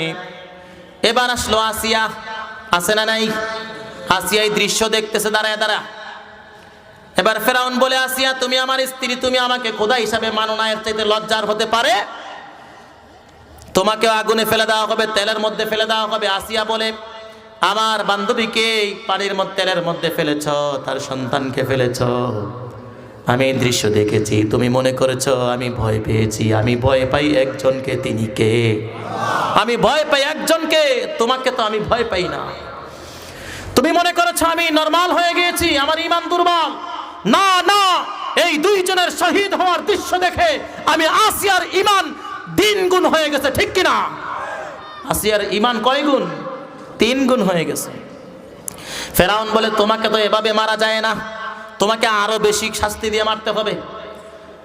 এবার ওজিরকে হামানকে বলল, হামান কি করা যায় বলো? বলে, তাকে মাঠে নিয়ে যান, সবার সামনে তাকে উলঙ্গ করে তাকে শহীদ করে দেওয়া হোক, তাকে উলঙ্গ করে, তাকে বর্ষার আঘাত করে তাকে জমিন থেকে সরিয়ে দেওয়া হোক। উত্তপ্ত ভালুর উপরে আসিয়াকে শুয়ে ফেললো, বিবস্ত্র করে ফেললো। নাউজুবিল্লাহ পড়েন। বিবস্ত্র করে বলল এই উত্তপ্ত বালু যেখানে পিঠ জ্বলসে যায়, পুড়ে যায়, উত্তপ্ত বালুতে মরুভূমিতে রেখে দেওয়া হলো। আসিয়া বলে না না, আমি ঈমান কখনো ছাড়তে পারি না। তোমাকে তো মানা দূরের কথা, আমি বিন্দু পরিমাণ ভয় তোমাকে পাই না। আমি মুসার উপরে ঈমান এনেছি, মুসার রবের আল্লাহর উপরে ঈমান এনেছি, তোমাকে খোদা হিসাবে আমি মানি না। যখন দেখলো তাকে মানানো যায় না, ঈমান ছাড়া যায় না, হামানকে বলল হামান এবার কি করা যায় বলো। সে তো ঈমান ছাড়ে না। হামান বলে শয়তানের হাড্ডি। হামান বলে তাকে শুইয়ে এবার চারপাশে কাঠ বিছিয়ে দাও, এই কাঠের উপর দুই পা দুই দিকে, দুই হাত দুই দিকে করে এবার পেরেক মেরে দাও। নাউজুবিল্লাহ পড়েন। আসিয়াকে হাত ছড়িয়ে দেওয়া হলো, পা ছড়িয়ে দেওয়া হলো, হাতের মধ্যে পায়ের মধ্যে পেরেক বসিয়ে দেওয়া হলো। আসিয়া কাঁদতে আরম্ভ করে দিল, কষ্ট পাচ্ছে। কিন্তু আসিয়ার জবান থেকে কখনো আল্লাহর নাম সরানো যায় না। আসিয়া আল্লাহ আল্লাহ বলে ডাকতেছে, আল্লাহু আকবার। ফেরাউন কান লাগিয়ে দেখে আসিয়া আল্লাহ আল্লাহ বলে, আসিয়া ঈমান ছাড়তে রাজি না। আল্লাহ আল্লাহ শব্দ তার জবান থেকে বের হচ্ছে। এবার হামানকে বলল, হামান তার জবান থেকে ঈমান বের করা যাচ্ছে না, হামান কি করা যায়? হামান বলল এবার তার লজ্জাস্থানে, এক বর্ণনায় পাথরের কথা আসছে, আর এক বর্ণনায় বর্ষার কথা এসেছে। এই বর্ষা দিয়ে যেমনি ভাবে ইসলামের প্রথম শহীদা সুমাইয়া রাদিয়াল্লাহু তাআলা আনহাকে আবু জাহেল লজ্জাস্থানে বর্ষা মেরে তাকে শহীদ করে দিয়েছে, আসিয়ার উপর যেই ধারাটা প্রয়োগ করা হয়েছে, এই ধারাটা নিকৃষ্ট আবু জাহেল সুমাইয়ার উপর প্রয়োগ করছে। নাউজুবিল্লাহ পড়ে। হামান বলতেছে না, যেহেতু ঈমান ছাড়ে না, এবার একটা পথ আমি বলে দিচ্ছি, তাকে পাথর মেরে লজ্জাস্থানে শহীদ মেরে ফেলো, অথবা তাকে বর্ষা মেরে লজ্জাস্থানে মেরে ফেলো। ঠিক ওই সময় ফেরাউন পাথর নিল অথবা বর্ষা হাতে নিল। বর্ষা যখন লজ্জাস্থানে মারবে, বিশ্বনবী সাহাবীদের কাছে এই বর্ণনা দিতে গিয়ে সাহাবীরা জিজ্ঞেস করলেন, ও বিশ্বনবী, এই যে আসিয়ার উপরে বর্ষা অথবা পাথর নিক্ষেপ করেছে, আসিয়া কি ব্যথা অনুভব করে নাই? বিশ্বনবী বললেন, ওই বর্ষা অথবা পাথরটা আসিয়ার লজ্জাস্থানে মারার আগেই আল্লাহ পাক আসিয়ার রূহটাকে জান্নাতে নিয়ে গেলেন। সুবহানাল্লাহ। আসিয়ার রূহটা আগেই নিয়ে গেলেন। যখন বর্ষা মারবে, যখন পাথর নিক্ষেপ করবে, আসিয়া ওই সময় আল্লাহর কাছে একটা দোয়া করেছিল, রব্বি বিনিনি ইনদাকা বাইতান ফিল জান্নাহ ওয়া নাজ্জিনি মিন ফিরআউন ওয়া আমালিহি ওয়া নাজ্জিনি মিনাল কওমিজ জালিমিন। আল্লাহ, জান্নাতে আপনার পাশে আমার জন্য একটা ঘর, মালিক তুমি জান্নাতে, তোমার পাশে আমায় একটি ঘর বানিয়ে দিও। আল্লাহু আকবার। ওই মুহূর্তে আসিয়া আল্লাহর কাছে দোয়া করতে লাগলো। তিনটা দোয়া করছেন। এক নম্বর দোয়া হলো, জান্নাতে আপনার পাশে আমার জন্য একটা ঘর বানিয়ে দেন। সুবহানাল্লাহ পড়ে দোয়া করলেন। দুই নাম্বার দোয়া হলো, আল্লাহু আকবার, ইন্নাল্লাহা মাআল্লাযীনা তাকাও, যারা মুত্তাকি হবে তার সাথে থাকেন কে? আল্লাহ বলেন, ওই যুবকের সাথেও আমি আল্লাহ রয়েছি। ওই যুবককে যখন এই যুবতী মহিলার মেয়ের সাথে এক কক্ষে 40 দিনের জন্য বন্দী করে দিল। 40 দিন হয়ে গেল, 40 দিন গত হয়ে গেল। এবার রাত্রির বেলা ওই কন্যা, ওই মেয়েটার বাবা এসে, উজির এসে দরজা খুলছে। দরজা খোলার পরে দেখে দুইজন ব্যক্তি পর্দার সাথে ঘর থেকে বের হয়েছে। সুবহানাল্লাহ পড়া। পর্দা সহকারে ঘর থেকে বের হয়েছে। আল্লাহ পাকের পক্ষ থেকে নুসরত কিভাবে এসেছে দেখেন। বাবাটা তাকিয়ে দেখে থমকে দাঁড়ালো, অবাক দৃষ্টিতে তাকিয়ে রইল। আর কন্যাটাকে জিজ্ঞেস করলো, মেয়ে, বড় আশা করে তোমাকে এই যুবকের সাথে এক কক্ষে বন্দি করে রেখেছি, তাকে জেনা ব্যভিচারে লিপ্ত করার জন্য, হারাম খাবার তাকে খাওয়ানোর জন্য, তাকে তার ঈমানটাকে দুর্বল করে খ্রিস্ট ধর্মে তাকে দীক্ষিত করার জন্য আমি তোমাকে বড় আশা করে এক কক্ষে রেখেছি। কিন্তু এর বিপরীত দেখা যায়। কারণ কি? যে আশা নিয়ে আমি তোমাকে পাঠিয়েছি, এর বিপরীত দেখা যায়। আমি দেখছি তোমরা তো মুসলমান উভয়ই, সুবহানাল্লাহ পড়ে। কারণ মেয়েটা পর্দার সাথে বের হয়ে আছে। আগে ছিল বিশৃঙ্খল অবস্থায়, চুল ছাড়া, বেপর্দা, অর্ধ উলঙ্গ, কিন্তু 40 দিন পরে এই কামরা থেকে বের হয়ে আসছে পূর্ণ শরীর ঢাকা, সুবহানাল্লাহ পড়ে, পর্দার সাথে বের হয়ে আসছে।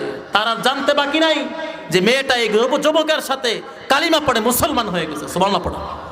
কিন্তু অবাক, খাবার খেয়েছি হারাম, এই হারাম খেয়ে কি করে তারা মুসলমান হতে পারে? অবাক হয়ে গেল। মেয়েটাকে জিজ্ঞেস করলো, মেয়ে তোমাকে বড় আশা করে আমি এই কামরার মধ্যে এই যুবকের সাথে তোমাকে রেখেছি, মনে করেছি হারাম খাইবা, তাকে জেনা ব্যভিচারে লিপ্ত করে তাকে ঈমান হারা করাবা, কিন্তু দেখি তুমি বিপরীতটা করেছ। কারণ কি? মেয়েটা ডাক দিয়ে বলে, বাবা আমি এখন মুসলিম। আল্লাহু আকবার। আমি এখন মুসলিম, আনা মুসলিমা, আমি মুসলিম। কিভাবে তুমি মুসলিম হলে? প্রশ্ন আছে না নাই? বাবার প্রশ্নে মেয়েটা বলে, বাবা আমাকে যখন এই কামরার ভেতরে ঢুকিয়ে দিলেন, ও বাবা আপনি প্রতিদিন 2 বেলা এই যুবকের জন্য আমার জন্য হারাম খাবার পেশ করেছেন, কিন্তু আমি তো এই খাবারগুলোকে অভ্যস্ত ছিলাম, কিন্তু এই যুবক অভ্যস্ত নয়, ঠিক কিনা? আমি খেয়েছি, আমি আপনার ঘরে লালিত পালিত হয়েছি, আমি হারাম খেয়ে অভ্যস্ত ছিলাম, কিন্তু এই যুবক তো অভ্যস্ত নয়। আপনি 2 বেলা যখন খাবার এই দরজার নিচ দিয়ে দিতেন, ভিতরে ঢুকে দেখেন এক জায়গায় সব খাবার শুরু থেকে এই পর্যন্ত যা দিয়েছেন সব জমা আছে, সুবহানাল্লাহ। বলে তাই নাকি? তাহলে তোমরা কি খেয়ে তোমরা 40 দিন বেঁচেছিলে, না খেয়েছিলে নাকি? বলে না, খেয়েছিলাম, না খেয়ে থাকি নাই। আল্লাহু আকবার। বাহির থেকে অন্য কেউ খাবার দিয়েছে? না। কে দিয়েছে? আরশের মালিক আল্লাহ, সুবহানাল্লাহ পড়ো। কে দিয়েছে? আরশের মালিক আল্লাহ পাঠিয়েছেন। জান্নাত থেকে জান্নাতি আঙ্গুরের ছড়া, ফল মূল জান্নাত থেকে আল্লাহ পাক এই মুত্তাকি 2 বান্দা এবং বান্দির জন্য আল্লাহ পাক পাঠিয়ে দিলেন, সুবহানাল্লাহ পড়ো। বাবা আমি যখন এই যুবকটার সামনে খাবার নিয়ে যাই, মদ আর শুকুরের গোশত, এই যুবকটা এর দিকে তাকায়ও না। আমি যখন খাবার নিয়ে যাই, যুবকটা নামাজে দাঁড়িয়ে যায়, আল্লাহু আকবার। আমি যখন খাবার নিয়ে যাই, যুবকটা নামাজে দাঁড়ায়, খাবারটা আমি দূরে সরিয়ে দেই। আমি সুন্দরভাবে সেজে গুজে বিবস্ত্র হয়ে এই যুবকটার সামনে যখন যাই, এই যুবকটা এক দৃষ্টি আমার দিকে ফেলে নাই, আল্লাহু আকবার। একবার আমার দিকে তাকে সে নিজের চক্ষু শীতল করে নাই। আমার সাথে সে জেনা ব্যভিচার করবে তো দূরের কথা, আমার দিকে তাকাই নাই, সুবহানাল্লাহ। আমি বারবার তার সামনে নিজেকে পেশ করেছি, বারবার পেশ করেছি, অনেক চেষ্টা করেছি, তাকে একবারও জেনার কাজে লিপ্ত করা যায়। বাবা রাত হয়ে যখন যেত, বাবা এই যুবকটা নামাজের মধ্যে দাঁড়িয়ে যায়, তাহাজ্জুদের নামাজে দাঁড়িয়ে যায়, আর নামাজের মধ্যে দাঁড়িয়ে দাঁড়িয়ে চোখের পানিগুলো ফেলে, সুবহানাল্লাহ পড়ে। চোখের পানিগুলো এই যুবকের চোখ দিয়ে ঝরতে থাকে। বাবা এই যুবকের কান্না দেখে আমিও কাঁদতে আরম্ভ করেছি। এই কান্না আরশে আজিমের মালিক দেখে কি দেখে না? আরশে আজিমের মালিক আল্লাহ যখন আমার এই কান্না দেখেছে, বাবা আমার ভেতরেও আল্লাহ ঈমান দিয়েছেন, সুবহানাল্লাহ পড়ো। আমার ভিতরে আল্লাহ ঈমান দিয়েছেন, কিন্তু এই ঈমান সাধারণ করে ঈমান না,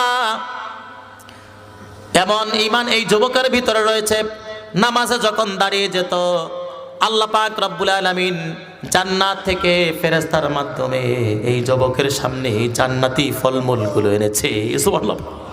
জান্নাতি খাবারগুলো এই যুবকের সামনে পেশ করেছে। বাবা আমিও এই মদ আর হারাম খাবার খাই নাই, জান্নাতি খাবার আমি খেয়েও ইমানদার হয়ে মুসলিমা হয়ে আমি আপনার সামনে দাঁড়িয়েছি, সুবহানাল্লাহ পড়া। এই খাবার যদি আপনি খাইতেন বাবা, আপনি এখন মুসলমান হয়ে যেতেন। এত সুস্বাদু খাবার, এত মজাদার খাবার আমি দুনিয়ার জমিনে কখনো খাই নাই, সুবহানাল্লাহ পড়া। কারণ একটা ফলের মধ্যে 70 প্রকারের স্বাদ আর মজা রেখেছেন কে? এই খাবার দুনিয়াতে কি করে পাওয়া যাবে? এই খাবার যখন সে খেয়েছে, তখন আমিও তার সাথে একটু খেয়েছিলাম। খাওয়ার পর আমি দেখলাম এই খাবার দুনিয়ার জমিনের কোনো খাবার, আরশে আজিমের মালিক জান্নাত থেকে পাঠিয়েছে। এই খাবার দেখেই আমি খুশি হয়ে গেছি। বাবা মুসলমান হওয়ার পর থেকে এই খাবারই দুইজনে খেয়ে আমরা বেঁচেছিলাম, সুবহানাল্লাহ পড়া। জান্নাতি খাবার পাইলে আর কিছু লাগে? লাগে না। বাবাটা এবার ডাক দিয়া বলে, মা তোমার যেই বর্ণনা শুনেছি, তোমার যেই বক্তৃতা আমি শুনেছি, মা আমার মন চায় আমি এখন কালিমা পড়ে মুসলমান হয়ে যাই, আমার মনে চায় এখন কালিমা পড়ে মুসলমান হই। এবার বাবা পড়তে লাগলো, লা ইলাহা ইল্লাল্লাহু মুহাম্মাদুর রাসূলুল্লাহ সাল্লাল্লাহু, কালিমা পড়ে বাবাও মুসলমান হয়ে গেলেন। এবার চিন্তা করলেন, বাদশা পাঠিয়েছে দরজা খুলে দুইজনকে নিয়ে আসার জন্য, কিন্তু বাদশার কাছে নেওয়া যায় না, এই রাষ্ট্র ত্যাগ করতে হবে, ঠিক কি না? এবার তিনজন, বাবা আর মেয়ে আর এই যুবক, তিনজন মিলে এই রাষ্ট্র ত্যাগ করলেন রাত্রের বেলা। রাত্রের বেলা ত্যাগ করার পরে এই রাষ্ট্রের বাহিরে একটা অঞ্চলে গিয়ে রাত্রি যাপন করার জন্য তিনজন একত্রিত হলেন। একত্রিত হয়ে রাত্রি যাপন করবেন। ঠিক ওই মুহূর্তে একজন শুভ্র দেহের অধিকারী, শুভ্র কাপড় পরিধান করে, শুভ্র একটা ঘোড়ার উপর সওয়ার হয়ে একজন ব্যক্তি দৌড়ে এই তিন ব্যক্তির দিকে আসছে। আল্লাহু আকবার! এই তিন ব্যক্তির দিকে আসছে। যুবকটা তাকিয়ে দেখে এটা আর কেউ না, তার সামনে 40 দিন আগে তেলের মধ্যে যেই ভাইটাকে বুনা করে দেওয়া হয়েছিল, ওই ভাইটাই জান্নাতি পোশাক পরিধান করে, জান্নাতি ঘোড়ার উপর সওয়ার হয়ে, জান্নাতি পোশাক পরিধান করে সামনের দিকে অগ্রসর হচ্ছে। আল্লাহু আকবার! সামনের দিকে অগ্রসর হচ্ছে। ভাইটা ভাইয়ের দিকে তাকিয়ে রইল। কাছে আসার পরে সালাম দিয়ে বলল, আসসালামু আলাইকুম ইয়া আখি আল কবির। ও ভাই, আমি তো তোমার ওই ভাই, যেই ভাইটা 40 দিন পূর্বে তোমার সামনে তেলে বুনা হয়েছিল। ভাই, তোমাকে একটা সংবাদ দেওয়ার জন্য আল্লাহ আমাকে জান্নাত থেকে তোমার কাছে পাঠিয়েছেন। আল্লাহু আকবার! একটা সংবাদ দেওয়ার জন্য পাঠিয়েছেন। সেই সংবাদটা শুনবেন তো ইনশাআল্লাহ। সংবাদটা কি? যারা মুত্তাকি হবে তাদের জন্য একটা সংবাদ। ভাইটা বলতে আরম্ভ করলো, ভাই শহীদ হয়েছি, তেলের মধ্যে বুনা হয়েছি। শাহাদাতের মর্যাদা হিসাবে আল্লাহ আমাকে যেই মর্যাদাটা দিয়েছেন, তুমি মুত্তাকি হওয়ার কারণে এই 40 দিন তুমি যেই পণ আর প্রতিজ্ঞা করেছো, যেই ত্যাগ আর তিতিক্ষা তোমার মাঝে ছিল, তুমি যে আল্লাহকে ভয় করে হারাম কাজে লিপ্ত হই নাই, তোমাকে মুত্তাকি বান্দা হিসাবে আল্লাহ পাক যেই মর্যাদাটা দিয়েছেন, আমার চাইতে দ্বিগুণ মর্যাদা দান করেছেন। সুবহানাল্লাহ পড়ো।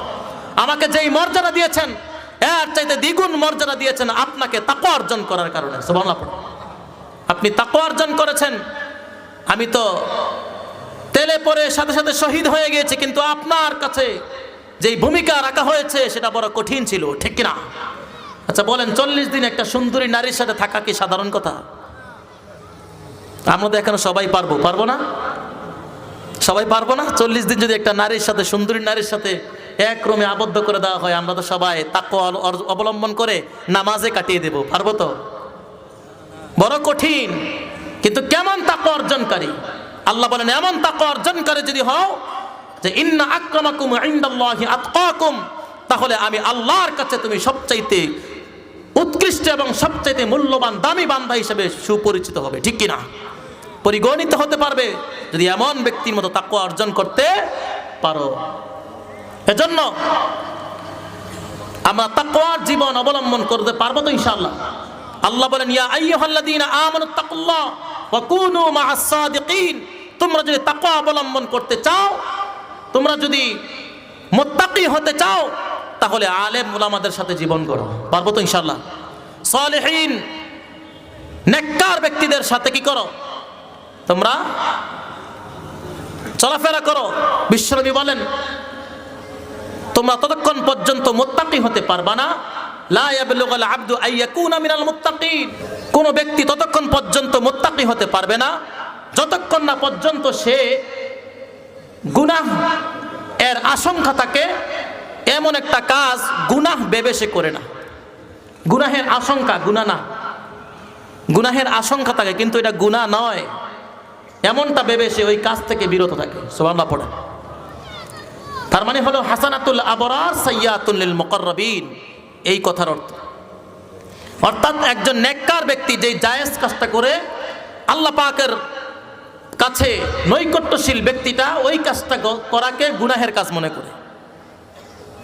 এমন ব্যক্তি না হওয়া পর্যন্ত কেউ মুত্তাকি হতে পারবে না। যেন উদাহরণস্বরূপ, যেমন চাইনিজ রেস্টুরেন্ট আছে নাই? চাইনিজ রেস্টুরেন্ট আছে না? হোটেল আছে তো? এই চাইনিজ রেস্টুরেন্টে অনেক চিকেন হয়, বিফ হয়। যে আপনার যে মুরগি ফ্রাই খাবো, বিফ খাবো, এই খাওয়ার করে মুত্তাকি যারা আছে, এই খাবার যখন তাদের সামনে পেশ করা হবে, তারা চিন্তা করবে চাইনিজ রেস্টুরেন্ট, তারা তো মুসলিম নাও হতে পারে। বিশেষ করে অমুসলিম যে রেস্টুরেন্টগুলো আছে সেগুলোর মাঝে মুসলমান কখনো খেতে পারে না। এই জন্য, কারণ তাদের পরিষ্কার পরিচ্ছন্নতার ব্যাপারে তারা অজ্ঞ, গাফেল, এবং পবিত্র অপবিত্রতার ব্যাপারেও তারা গাফেল, অজ্ঞ। তারা পরিষ্কার পরিচ্ছন্ন থাকে না, পাক পবিত্র থাকে না। এবং যেহেতু অমুসলিম, জবাই করার সময় তাদের জবানে বিসমিল্লাহ থাকে না। বলেন, যেই প্রাণীটা বিসমিল্লাহ না বলে জবাই করা হয়, এটা মুসলমান খেতে পারে? পারে না।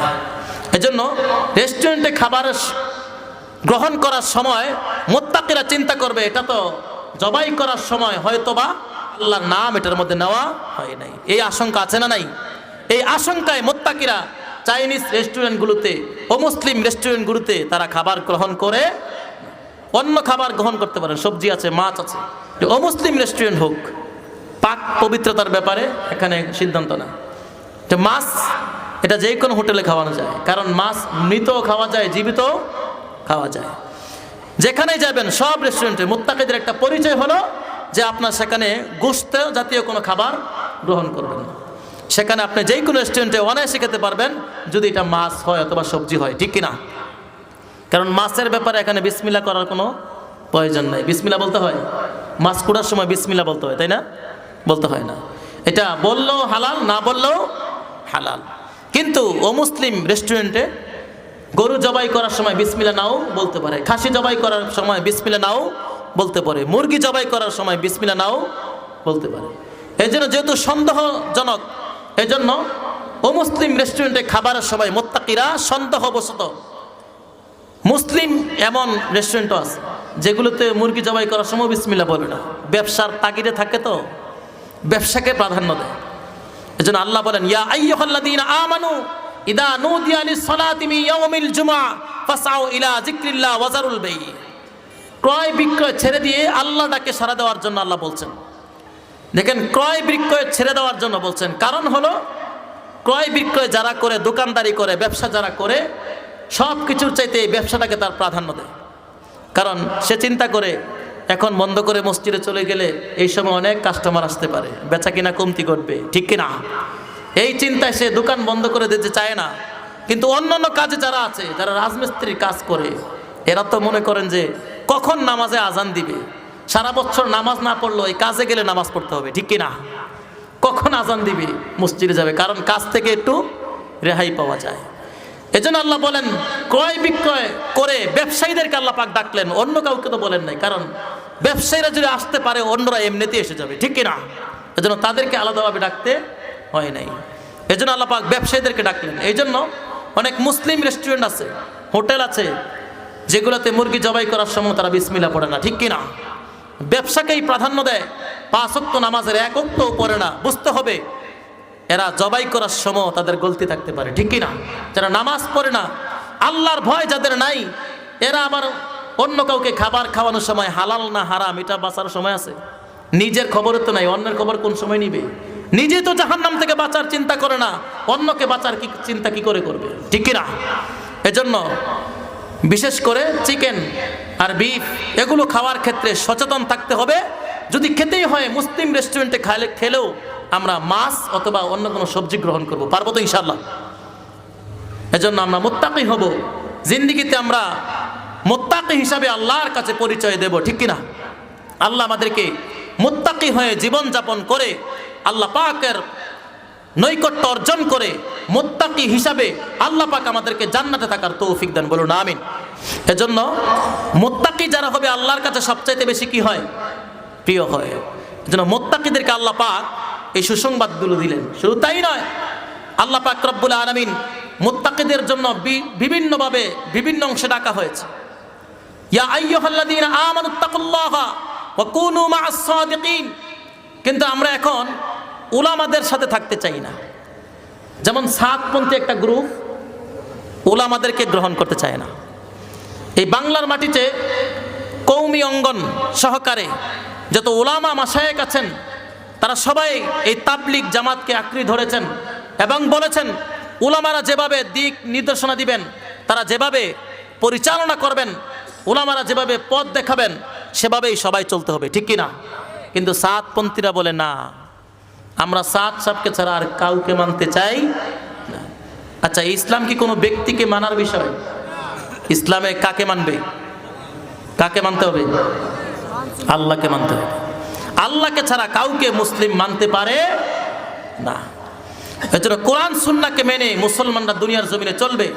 আর কোরআন সুন্নাহর মোতাবেক পথ প্রদর্শন করে কারা? আলেম ওলামারা। এই যে আমরা যে কথা বলতেছি কোরআন সুন্নাহর বাহিরে কথা বলতেছি, তাই না? এখানে আল্লাহ পাক রব্বুল আলামিন আমাদেরকে যে মেসেজগুলো দিলেন এই মেসেজগুলো আমরা ধারাবাহিকভাবে আলোচনা করছি এবং আল্লাহ পাক আমাদেরকে যে মেসেজগুলো দিলেন এগুলোই জানতেছি, ঠিক কিনা? তাফসীরুল কোরআন মাহফিল হলো আল্লাহ পাকের পক্ষ থেকে আসা সেই মেসেজগুলো জানা, ঠিক কিনা? কিন্তু আমরা এই কোরআনের প্রতি একেবারে অনীহা। যে মেসেজগুলো দিলেন এই মেসেজগুলো তর্জমা অথবা তাফসীর ভাবে আমরা তো পড়তেই চাই না। এটা দূরের কথা, কোরআন শরীফ বছরের পর বছর চলে যায়, একবারও সূরা ফাতিহাটা একটু খুলে পড়ি না, ঠিক কিনা? কোরআন পৃথিবীতে এমন একটা কিতাব আসছে যেই কিতাবটা আল্লাহর কাছে এত গ্রহণযোগ্য এবং দামি কিতাব, যেই কিতাবের মতো কোনো কিতাব আল্লাহ জমিনে দেয় নাই, ঠিক কিনা? আল্লাহ বলেন যালিকাল কিতাবু লা রাইবা ফীহি হুদাল লিল মুত্তাকিন। আল্লাহু আকবার। আল্লাহ বলেন দুনিয়ার লেখকেরা যখন কোনো কিতাব লেখে, যখন কোনো পুস্তিকা লেখে, তখন তারা ভূমিকায় অথবা কিতাবের শেষ প্রান্তে লিখে দেয় মানুষ হিসাবে ভুল হতে পারে। যদি এই লেখার মাঝে কোনো ভুল হয়ে থাকে তাহলে ফোন করে জানাবেন, সংশোধন করার চেষ্টা করব, ঠিক কিনা? সংশোধনের চেষ্টা করব, মানুষ ভুলের ঊর্ধ্বে নয়। আল্লাহ বলেন আমি আল্লাহ ভুলের ঊর্ধ্বে, ঠিক কিনা? আমি আল্লাহ ভুলের ঊর্ধ্বে, কারণ আমি তোমাদের কাছে এমন একটা কিতাব রেখেছি যেই কিতাবের মাঝে ভুল খুঁজবে তো দূরের কথা, ভুল ধরবা তো দূরের কথা, এই কোরআনে ভুল হওয়ার সম্ভাবনাও নাই, ঠিক কিনা? সন্দেহ করার কোনো অবকাশ নাই। এই কোরআনকে যদি জিজ্ঞেস করে এই কোরআন তোমার নাম কি, কোরআন কি বলবে? ইন্নাহু লাকুরআনুম কারীম, আমার নাম হলো কোরআনে কারীম। আবার অন্যত্রে বলে বাল হুয়া কুরআনুম মাজিদ ফি লাউহিম মাহফুজ। সুবহানাল্লাহ পড়ো। কোরআনে কারীম, কোরআনে মাজিদ। আবার বলেন ইয়াসিন ওয়াল কুরআনিল হাকীম, প্রজ্ঞাময় কোরআন। সুবহানাল্লাহ পড়ো। কোরআনের অনেক নাম আছে। আবার এই কোরআনের নাম আরেকটা হলো জিকির, আছে না নাই? ইন্না নাহনু নাযালনা যিকরা, আল্লাহ বলেন এই কোরআনের নাম আমি জিকির রেখেছি, ঠিক কি না? আচ্ছা, এই কোরআনের উচ্চারণ, কোরআনের তেলাওয়াত এই পৃথিবীতে কম না বেশি? পৃথিবীতে কত কিতাব আছে, তাওরাত আছে, জেবুর আছে, ইনজিল আছে, সহিফা আছে, মানুষের লেখা অনেক গল্পের কিতাব আছে, বই আছে। বলেন তো সবচাইতে বেশি পড়া হয় যেই বইটা, ওই বইটার নাম কি? কোরআন। নামাজের মধ্যে কি কোরআন পড়ি না অন্য কোনো গল্পের বই পড়ি? অন্য কোনো গল্পের বই পড়লে নামাজ দ্বিগুণ হবে, হ্যাঁ, সওয়াব দ্বিগুণ হবে না? নামাজ থাকবে। নামাজের মধ্যে আমরা কোরআনের তেলাওয়াত করি, মক্তবে কোরআনের তেলাওয়াত আছে না নাই? হেফজখানায় কোরআনের তেলাওয়াত আছে না নাই? পৃথিবীর প্রান্তে প্রান্তে 24টা ঘন্টা কোরআনের তেলাওয়াত হয়, ঠিক কিনা? সবচাইতে বেশি জিকির। এজন্য আল্লাহ বলেন ইন্না নাহনু নাযালনা যিকরা ওয়া ইন্না লাহু লাহাফিজুন। এই জিকির, এই পঠিত কোরআন আমি নাজিল করেছি এবং সংরক্ষণের দায়িত্ব আমি আল্লাহ নিয়েছি, ঠিক কিনা? এই কোরআনকে যদি বলে এই কোরআন তুমি কি আসলে আল্লাহর পক্ষ থেকে আসা কোরআন, এই কোরআন বলবে যদি বিশ্বাস না হয় ফাতু বিসূরাতিম মিন মিসলি, আল্লাহর এই কোরআনের মাঝে যেই মেসেজগুলো করেছেন, যেই সূরাগুলো নাজিল করেছেন, এর মধ্য করে একটা সূরা বানিয়ে দেখাও। যদি মনে হয় যে আমি লৌহে মাহফুজ থেকে আসা সেই কোরআন নয়, তাহলে যদি ক্ষমতা থাকে, বিশ্বাস না হয়, তাহলে এই কোরআনে থাকা কোন একটা সূরার মতো করে একটা সূরা বানিয়ে দেখাও। পারবে? কিয়ামত পর্যন্ত পারার সম্ভাবনা আছে। 24 সালে তো অনেক ক্ষমতাধর আছে, পারমাণবিক বোমা আছে, মিসাইল আছে। যারা এত ক্ষমতাধর, এত ভয়ঙ্কর বোমা বানাতে পারে, তারা তো একটা সূরা বানাতে পারবে? দুনিয়ার সকল ক্ষমতা যদি এক হয়েও এই কোরআনের একটা সূরা বানাতে চায়, তারা সক্ষম হবে? পারবে না। এই পর্যন্ত পেরেছে? কোরআনের একটা হরকত পর্যন্ত চেঞ্জ করতে পারে নাই। এই কোরআনকে যদি জিজ্ঞেস করে, এই কোরআন তুমি জমিনে কেন এসেছ? কোরআন বলবে কিতাবুন আনজালনাহু ইলাইকা লিতুখরিজান নাসা মিনাজ যুলুমাতি ইলান নূর। আমি এই মানব জাতিকে অন্ধকার থেকে আলোর দিকে, অর্থাৎ জাহান্নাম থেকে জান্নাতের দিকে নিয়ে আসার জন্যই, তাদেরকে অন্ধকার থেকে বের করে জান্নাতের পথে নিয়ে আসার জন্যই আমি নাজিল হয়েছি। সুবহানাল্লাহ। অন্ধকার থেকে আলোর দিকে বের করে, এটাই হলো আমার কাজ। আমি লৌহে মাহফুজ থেকে আসা কিতাব, আমি ছিলাম লৌহে মাহফুজে, এসেছি তোমাদের কাছে, আবার চলে যাব লৌহে মাহফুজে। সেখানে যাওয়ার পরে ময়দানে মাহশার যখন কায়েম হবে, আল কোরআনু হুজ্জাতুন লাকা আও আলাইক, বান্দা কারো পক্ষে আমি হব, কারো বিপক্ষে হব, ঠিক কি না? এজন্য কোরআন তেলাওয়াত করব তো ইনশাআল্লাহ। এই কোরআনটা কার কালাম? আল্লাহর কালাম। যে আল্লাহ বলেন এই কোরআন আমার কালাম, আমি আল্লাহকে ভয় করো, মুত্তাকি হও, আর আমার এই কালামের তিলাওয়াত তোমরা সব সময় করো, এই কোরআনের সাথে থাকো এবং কোরআন অনুপাতে জীবন গড়ো, তাহলে আল কোরআন হুজ্জাতুন লাকা আও আলাইক, হাসরের ময়দানে কারো পক্ষ হয়ে শাফায়াত করে এই কোরআন কাউকে জান্নাত দিবে, অথবা কারো বিপক্ষ হয়ে বলবে দুনিয়ার জমিনে বছরের পর বছর আমাকে তাকের মধ্যে ফেলে রেখেছে, একবারও খুলে তেলাওয়াত করে দেখে নাই, একবারও আমার বুকে জড়িয়ে নেয় নাই, একবারও আমাকে মুখের মধ্যে তুলে একটু চুম্বন খায় নাই, ঠিক কিনা? তাকে জাহান্নামে ফেলে দাও। বিশ্বনবী বলেন কোরআন সেদিন মানুষের মতো শাফায়াত করার ক্ষমতা নিয়ে দাঁড়াবে। আল্লাহু আকবার। এজন্য ভয় করব কাকে? আল্লাহর ভয় করতে হবে। আল্লাহ যেই কথাগুলো আমাদেরকে নির্দেশ করলেন, যেই কাজগুলো করতে বললেন, আল্লাহর ভয়ে আল্লাহর সকল নির্দেশ আমাদেরকে মানতে হবে, ঠিক কি না? আল্লাহ বলেন আমার নির্দেশ আমাকে ভয় করে সব সময় তোমরা করবা এবং জীবন গড়বা কোরআন অনুপাতে। যদি আমি আল্লাহকে ভয় করে দুনিয়ার জমিনে তাকওয়া অর্জন করে মুত্তাকি হয়ে কবরে আসতে পারো বান্দা, তোমার জন্য আমি আল্লাহ পাক সুবিশাল জান্নাত রেখে দিয়েছি। সুবহানাল্লাহ।